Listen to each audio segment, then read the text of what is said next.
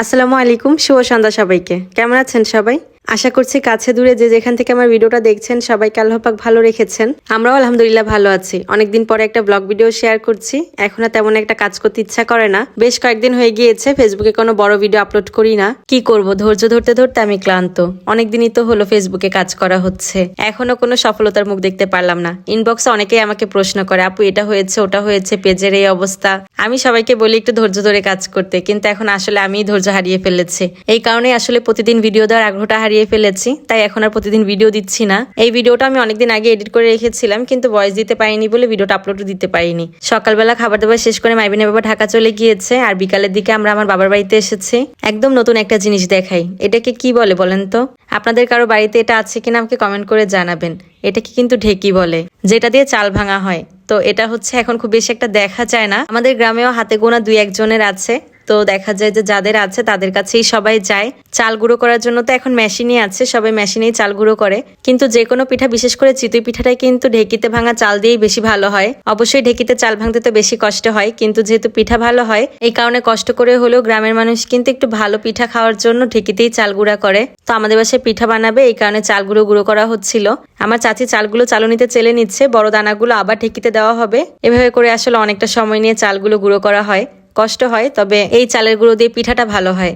অনেকটা চালই গুঁড়ো করা হয়ে গিয়েছে, আর অল্প কিছু আছে, তো ওগুলো ওইদিকে গুঁড়ো করা হচ্ছে। আর আমি এদিকে এসে দেখি মাইবিন মাহিরা হাঁসের বাচ্চার পিছনে ছোটাছুটি করছে। এই হাঁসের বাচ্চাগুলো আমার চাচির। আগের দিন যখন এসেছিলাম তখন মাইবিন মাহিরা এই বাচ্চাগুলোর পিছনে ছোটাছুটি করেছে। আজকেও একই অবস্থা। আসলে আম্মু আর ভাই ঢাকায় চলে যাবে, তো তাদের সাথে দেখা করার জন্যই মেনলি আসা হয়েছে।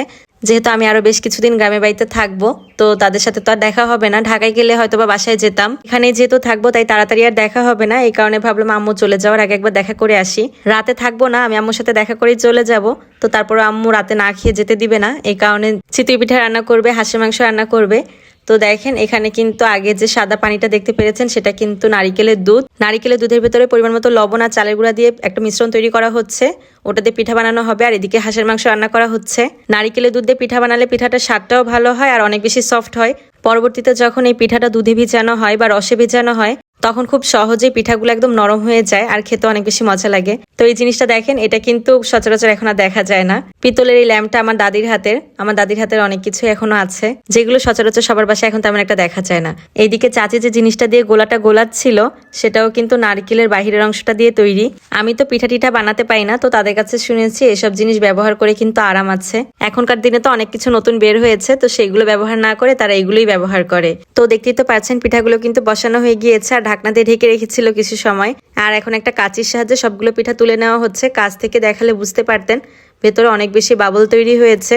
বেশি বাবল মানেই ভেতরটা সফট। আর নারকেলের দুধ যেহেতু দেওয়া হয়েছে এই কারণে স্বাদটাও ভালো এসেছে। অনেকটা ব্যাটার যেহেতু তৈরি করা হয়েছে, এই সবগুলো দিয়ে পিঠা তৈরি করা হবে। একবারই তো সব পিঠা খাওয়া সম্ভব না। এগুলো দেখা যায় যে ডিপ ফ্রিজে রেখেও সংরক্ষণ করা যায়।